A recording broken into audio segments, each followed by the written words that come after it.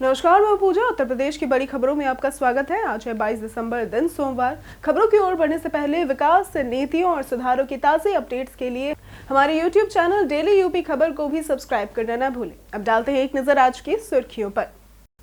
अयोध्या के राम मंदिर में 70 नए पुजारी होंगे नियुक्त।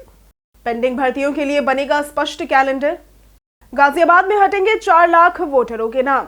यमुना एक्सप्रेसवे पर हादसे रोकने के लिए होगी उच्च स्तरीय बैठक। भारतीय T20 टीम की कप्तानी से बाहर हुए शुभमन गिल। चलिए अब बढ़ते हैं अब तक की बड़ी खबरों की ओर विस्तार से। अयोध्या के राम मंदिर में 70 नए पुजारी होंगे नियुक्त। अयोध्या राम मंदिर में पूजा अर्चना और दर्शन व्यवस्था सुचारू बनाए रखने के लिए 70 नए पुजारियों की भर्ती का निर्णय लिया गया है। वर्तमान में 20 पुजारी कार्यरत हैं, जो रामलला, राम दरबार और परकोटे के 6 मंदिरों में सुबह शाम की ड्यूटी करते हैं। नए पुजारी राम मंदिर, शेषावतार, सप्त मंडपम और कुबेर टीला सहित सभी मंदिरों में नियमित पूजा अर्चना और दर्शन सुनिश्चित करेंगे। पुजारियों की संख्या बढ़ाने से 3 शिफ्टों में दर्शन और आरती व्यवस्था पूरी होगी। पेंडिंग भर्तियों के लिए बनेगा स्पष्ट कैलेंडर। उत्तर प्रदेश शिक्षा सेवा चयन आयोग के नए अध्यक्ष पूर्व डीजीपी प्रशांत कुमार ने शुक्रवार को पदभार ग्रहण किया और उन्होंने पेंडिंग भर्तियों और अधियाचनाओं के लिए स्पष्ट भर्ती कैलेंडर बनाने, परीक्षाओं में सुधार और ऑनलाइन पोर्टल विकसित करने की बात कही। अप्रैल में हुई असिस्टेंट प्रोफेसर भर्ती में गड़बड़ी की जांच होगी, फर्जी भर्तियों की जांच और परीक्षा सुरक्षा ऑडिट की जाएगी। आयोग का प्राथमिक फोकस लंबित परीक्षाओं और भर्तियों पर रहेगा। रेलवे चलाएगी 2 जोड़ी सुपरफास्ट ट्रेनें। रेल यात्रियों के लिए अच्छी खबर है। रेलवे ने मुंबई सेंट्रल से नई दिल्ली और बांद्रा टर्मिनस अमृतसर के बीच 2 जोड़ी सुपरफास्ट स्पेशल ट्रेनें चलाने का फैसला किया है। मुंबई से नई दिल्ली ट्रेन 21, 24, 27 और 30 दिसंबर को चलेगी, जो कि नई दिल्ली मुंबई ट्रेन 23, 26 और 29 दिसंबर को। बांद्रा अमृतसर ट्रेन 24 व 28 दिसंबर और अमृतसर बांद्रा 23 व 27 दिसंबर को चलेगी। इस ट्रेन के लिए बुकिंग शुरू हो चुकी है।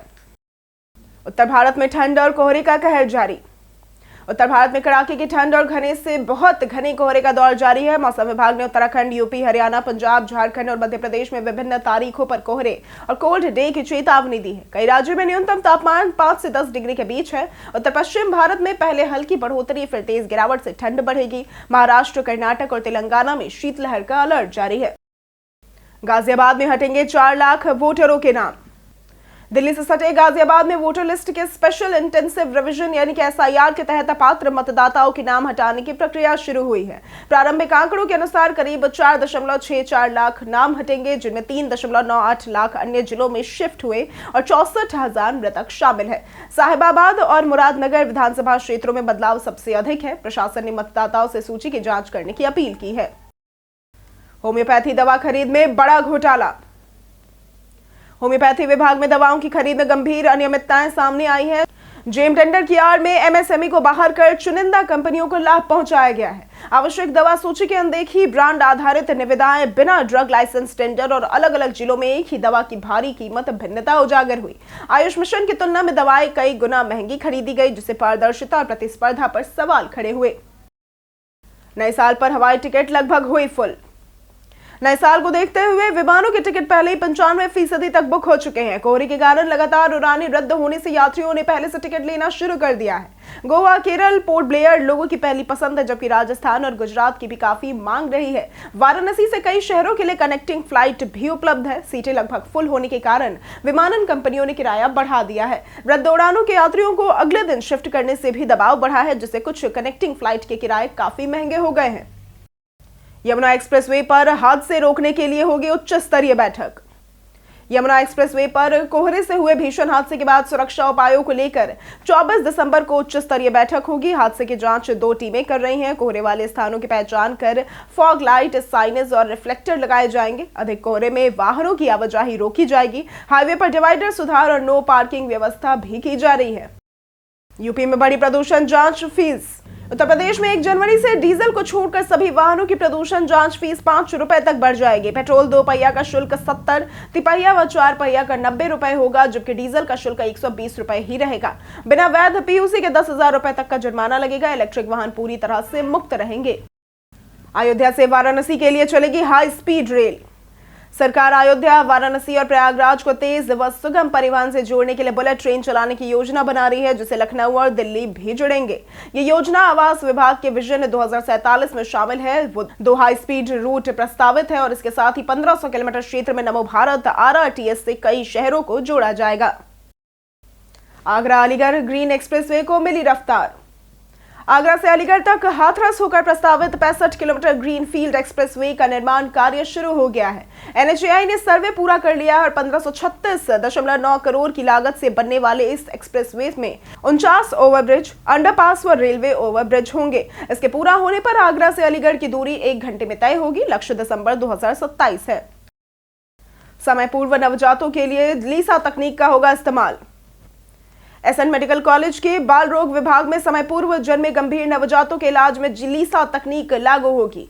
इसमें जीवन रक्षक इंजेक्शन को सीधे फेफड़ों में पहुंचाया जाता है, जिससे वेंटिलेटर पर निर्भरता कम होती है और संक्रमण व निमोनिया जल्दी ठीक होते हैं। 10 से 12 हजार रुपए की इस तकनीक का प्रशिक्षण पोलैंड के डॉक्टर बेरिस क्रेमर ने कार्यशाला में किया और इससे नवजातों के फेफड़ों की कार्यक्षमता सुरक्षित रहती है। उत्तर प्रदेश के फेमस पर्सनालिटी में आज बात होगी सरोजनी नायडू की। सरोजनी नायडू भारत की पहली महिला उत्तर प्रदेश राज्यपाल और स्वतंत्रता संग्राम की प्रमुख नेता थी। हैदराबाद में जन्मी उन्होंने 12 वर्ष की उम्र में 12वीं पास की और 13 वर्ष में कविता लिखी। इंग्लैंड में शिक्षा के दौरान उन्होंने कई कविता संग्रह प्रकाशित किए। गांधी जी से प्रभावित होकर वे राष्ट्रीय आंदोलनों में सक्रिय रही, जेल गई और जनता को देशभक्ति के लिए प्रेरित भी किया। बहुभाषीविद, कुशल वक्ता भी थी। रोडवेज भर्ती में महिलाएं पुरुषों से आगे। लखनऊ रोडवेज में इस वर्ष संविदा भर्ती में महिलाएं कंडक्टर बनने में पुरुषों से आगे है। 2 चरणों में 194 पदों पर 95 महिलाएं और 324 चालक पदों पर केवल 111 पुरुष भर्ती हुए। संविदा चालकों व परिचालकों को 18,000 रुपए तनख्वाह, भत्ते, बीमा व अन्य सुविधाएं मिलती हैं। पुरुष कम आ रहे हैं क्योंकि प्राइवेट बसों में अधिक कमाई और दुर्घटना में तनख्वाह कटने का डर है। अनंतनगर योजना में भूखंड रजिस्ट्रेशन शुरू। लखनऊ विकास प्राधिकरण ने अनंत नगर मोहान रोड आवासीय योजना में तीसरे चरण के लिए 637 भूखंडों का रजिस्ट्रेशन 20 दिसंबर से 12 जनवरी तक ऑनलाइन शुरू कर दिया है। भूखंडों का आवंटन लॉटरी प्रणाली से होगा। योजना 785 एकड़ में विकसित हो रही है, जिसमें करीब 1.5 लाख लोग बसेंगे। कॉलोनी में चौड़ी सड़कें, अंडरग्राउंड बिजली केबलिंग और विभिन्न आकार के प्लॉट भी होंगे। कॉलोनी के नाम आकाश, आलेख, आशीष, आभास, आलोक, आदर्श, आदित्य और आमोद खंड है। एक्ट्रेस भाग्यश्री का काशी में आध्यात्मिक अनुभव। बॉलीवुड अभिनेत्री भाग्यश्री काशी पहुंची और बाबा विश्वनाथ के दर्शन किए। उन्होंने रिक्शे की सैर, बनारसी खाने का आनंद और गंगा की नाव यात्रा की। भाग्यश्री ने कहा कि काशी आत्मिक अनुभव और कला का केंद्र है। यहाँ शांति से खुद को डिस्कवर किया जा सकता है और उन्होंने आने वाली फिल्म राजा शिवाजी और एआई पर अपनी राय भी साझा की। उन्होंने काशी की संस्कृति और आत्मा को संरक्षित रखने का संदेश दिया। मेरठ में काटे गए 1500 चालान। मेरठ में 15 दिसंबर के बाद कड़ाके की ठंड और घना कोहरा बढ़ गया है, जिससे जनजीवन ठप हो गया है।